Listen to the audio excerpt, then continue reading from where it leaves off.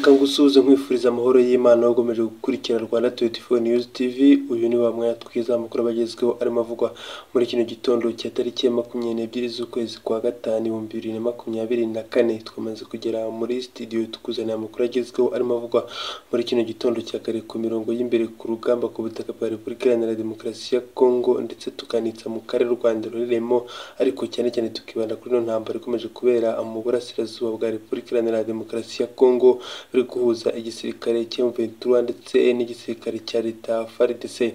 Kuri ubu amakuru tukuzaniye akaba ari amakuru akomeye cyane arimo avugwa muri kino gitondo cya kare. Ingingo z'ingenzi amakuru aciri buze kubakiraho, turakubwira ko igisirikare cya FARDC cyarashe ku kigo cy'abamasera muri Kivu y'Amajyepfo mu karere ka Karehe. Turakubwira ko igisirikare cya FARDC cyasubiranyemo ku buryo bukomeye cyane, biza gutuma barasana babiri leta bahasiga ubuzima. Ari nako tukubwira ko igisirikare cya M23 cyavuze ko muri Masisi kigiye gukora ibishoboka byose kugira ngo hatazongera kugabwa igitero na kimwe na bano barwanyi bagiye batandukanye.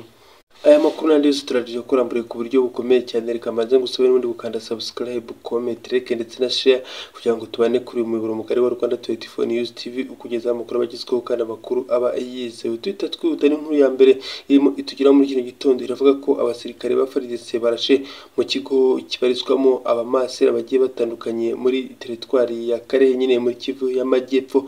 Amakuru yatangajwe na societe civile aravuga ko ibi bisasu bigera kuri bibiri byarashwe muri Kivu y'Amajyepfo bikaraswa n'igisirikare cya FARDC mu rwego rwo kugira ngo bagaragaze ko ari igisirikare cya M23. Ibiro byose bikaba byakozwe na kino gisirikare mu rwego rwo gikomeje gutsindwa muri Kivu y'Amajyepfo. Hakomeje kugenda haraswa ibisasu bigiye bitandukanye, nyuma y'uko rero ino Kivu y'Amajyepfo irashwemo ibisasu byinshi n'igisirikare cya M23 kirasa ku basirikare ba Repubulika Iharanira Demokarasi ya Kongo. Kuri ubu ngubu amakuru avuga ko nabo batangiye kwimura barasa mu baturage kugira ngo bajye bavuga ko ari ibisasu biremereye biraswa n'igisirikare cya M23. Amakuru dukesha Kivu Morning Post aravuga ko bino bisasu byarashwe mu masaha y'isa 4 ndetse byaje guhitana abagera kuri babiri, by'umwihariko harimo n'umugabo warizwaga muri kano gace yarashinzwe iby'ubwubatsi muri kino kigo cyorizwamo abamasera. Aba rero bagiye baswa bino bisasu bavuze ko byashe ku muvuduko hambaye cyane ndetse bikaraswa muri kino kigo cy'abamasera ku buryo bukomeye cyane. Umuyobozi mukuru wa kano karere wa Karehe muri Kivu y'Amajyepfo yavuze ko bino bisasu byarashwe ku buryo bukomeye cyane kandi byanabangamiye abaturage batuye muri bino bice ndetse n'abatuye muri Minova, kubera byajyanye bose bagize ubwoba. Yanavuze ko asaba ko iyi societe civile yakomeza kugenda ivugira abaturage mu bice bigiye bitandukanye, ndetse ikanasaba leta ko yahagarika bino bisasu ikomeje kugenda irasa mu baturage kuko ari ibintu bitari kinyamwuga. Ibiro byose biragenda bigaragaza ko igisirikare cya FARDC n'ubundi byari n'ubwicanyi bukomeje gukorerwa abaturage butigeze buhagarara, ahubwo bwagomeje kugenda bufata umurego n'ubundi nk'uko byagiye bitangazwa na M23. Yavugaga ko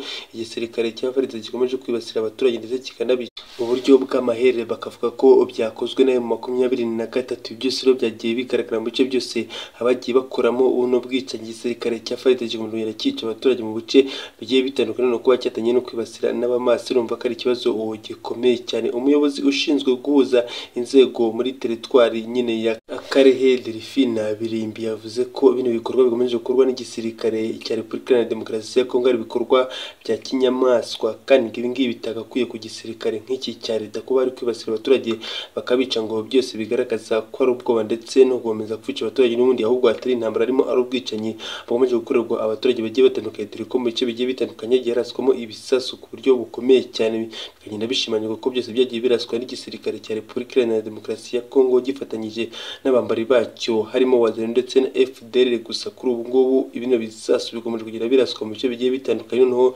kuraswa muri Kivu y'Amajyepfo. Urumva ko byamaze kwimuka biva mu bindi bice hose biruze kuhakwira. N'ubwicanyi rero bakomeje kugenda bamaganira kure. Societe civile yavuze ko ihangayikishijwe cyane n'umutekano wo muri kano gace, ndetse bahangayikishijwe cyane n'ubwicanyi bugiye kujya bukorerwa abaturage bikozwe n'igisirikare cya Repubulika Iharanira Demokarasi ya Kongo, kibyita ko ari M23 ikomeje kugenda ibikora nk'uko byagiye biba n'undi mu bice bigiye bitandukanye. Societe civile ikomeza ivuga ko igisirikare cya Repubulika Iharanira Demokarasi ya Kongo cyakabaye kiri ku rugamba kikarwana n'inyeshyamba bakomeje guhangana, kikaza kwibasira abaturage b'abasivili bakomeje kugenda bagwa muri runo rugamba ari mu rugendo rwa mu bice bigiye bitandukanye. Ni imirwaniro karabutaka ikomeje kugenda ibera mu bice bigiye bitandukanye, ndetse n'abaturage bakomeje kugenda bicwa ku buryo bukomeye cyane. Igisirikare cya Repubulika Iharanira Demokarasi ya Kongo kiri gutsindwa n'ubundi mu bindi bice by'umwihariko by'umwihariko muri teritwari ya Karehe muri Kivu y'Amajyepfo muri Minova ntago bimeze neza, igisigaye kiri gusubira inyuma ku buryo buhambaye cyane, dore ko basa naho M23 yabarushije cyane imbaraga muri Kivu y'Amajyepfo kurusha no mu bindi bice bakomeje kugenda bahuriramo, kuko biragaragara ko barimo batakaza ibirindiro byinshi cyane ku buryo bukomeye cyane.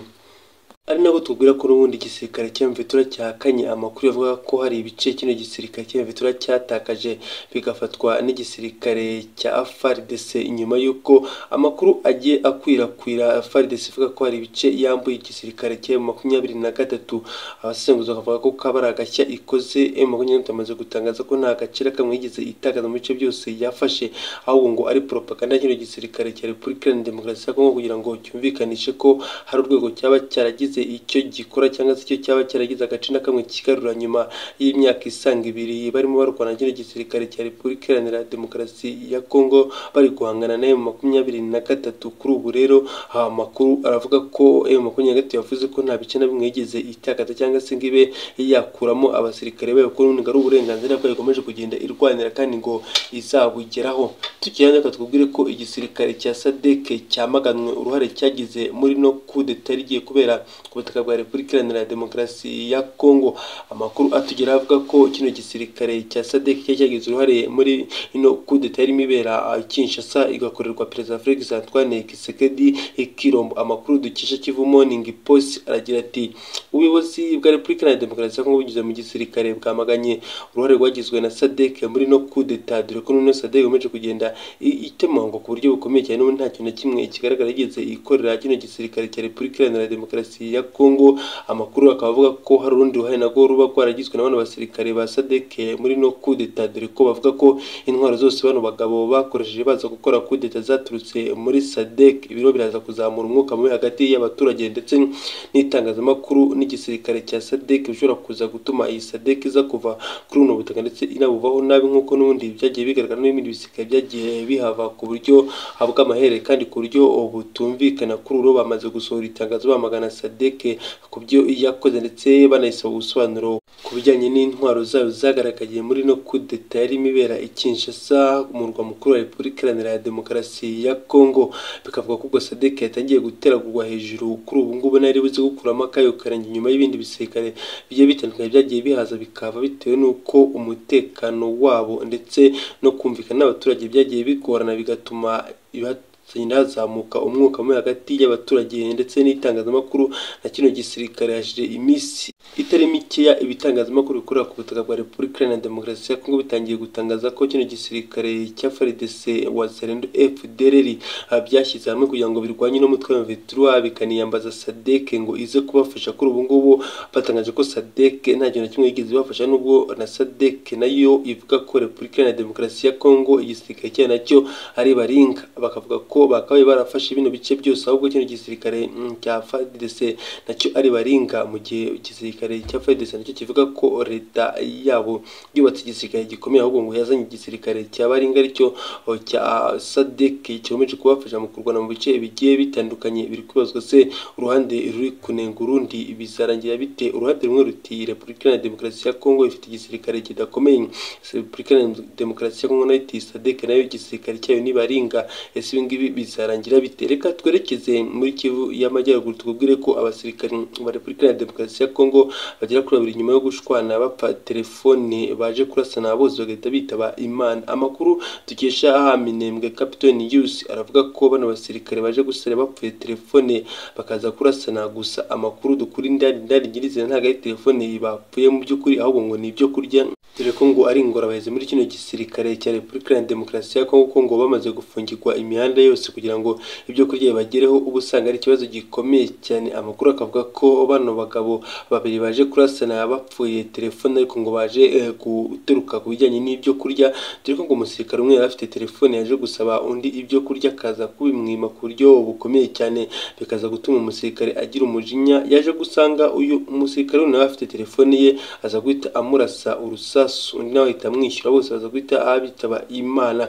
Amakuru dukesha Kivu Morning Post aravuga ko bano basirikare baje kurasana muri teritwari ya Masisi aho bari bagiye kuba igitero ku gisirikare cya M23. Ese ibi ngibi bya kino gisirikare cyafarize byo bizarangira bite? Urumva ko ari ikibazo gikomeye cyane kandi kimaze gufata n'indi nkira ko batangiye gusubiranamo ndetse bakanarasana ku buryo budasanzwe.